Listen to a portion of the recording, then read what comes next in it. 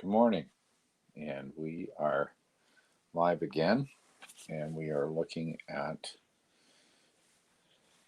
Mark chapter 5, verse 28, where it says, "The woman said, 'If only I may touch his clothes, I shall be made well.'" This issue in Mark chapter 5 is a woman who has spent her lifetime savings and earnings, and she had conducted herself in the best she knew how to resolve her issues. She had spent all the money that she had. She basically bankrupted herself on the purposes of healthcare. And we've seen that in North America, how people are desperate for healthcare and what that looks like. One of the reasons why we have the system we do in Canada was it was recognized by some members of parliament years ago that the care for humanity would be universal and that would be given to all Canadians, no matter their income. It's difficult when you're trying to resolve an issue and you can't, no matter how much money you have. And you find yourself finally at the end of all the money still not well. And this desperation that she had for being well is a human quality. It's a human thing to survive and want to be well, and that's okay. She reached out to Jesus.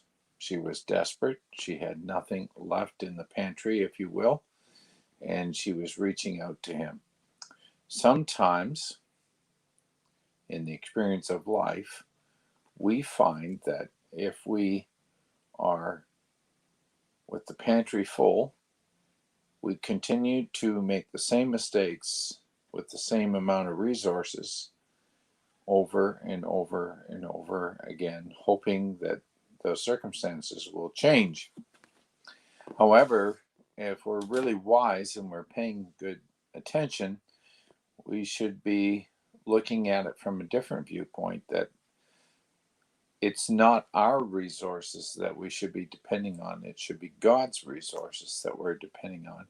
And how we use the resources that are given to us really determines a lot of things. And repeating the same mistakes often bankrupts us of the possibilities of what could be. And when we lose the ability to work within ourselves and we're absolutely desperate and we're reaching out to God, then suddenly the miracle takes place. The lesson here is that sometimes a full pocket of cash or a full pantry makes us less appreciative of following Jesus Christ. Now, unfortunately, it means that we are depending on ourselves and not on God. No, I'm not advocating poverty to be more spiritual. What I'm saying is that sometimes our mind and our focus is on our resources as opposed to what God's plan with those resources are. So, what we need to consider is, what am I supposed to do with those resources? How am I supposed to benefit the kingdom of God? How do I take what I have and use it for the furtherance of the kingdom of God? So we have homes, but do we care for others as a resource? Do we use that home as a resource? And so it's your worldview that determines a lot of things. If you self-isolate, then when you need resources, you've really cut yourself back so that you're not receiving everything that you could be, because you've not engaged prior. You haven't put seed in the ground, but you're making a demand where you haven't put seed. Unfortunately for us, that doesn't work, and it can cause a whole series of problems. So the church needs to understand something. We need to appreciate the resources that are around us as well as the resources that are given to us. And we need to appreciate our relationship with Jesus Christ and be closer to Him as opposed to only calling on Him when all other resources are gone. That human quality of I'm God or a little g and I can do this by myself really is our undoing. And so if you really want to jumpstart your week this week, consider this.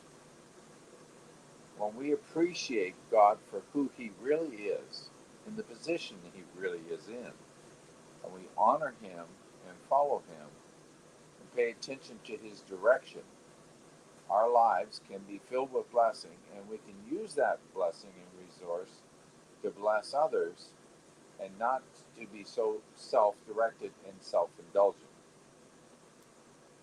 I've learned many things over the years, but I have seen people who are self-made millionaires not forget what it took to get there and have helped many people climb out of what they climbed out of in the process, using your resources to help other people help themselves.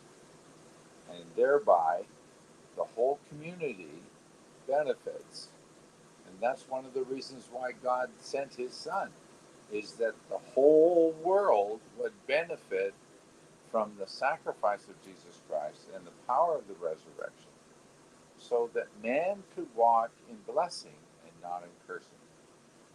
Self-indulgent behavior is a curse because it puts no seed in the ground for anyone, and I eat my own seed.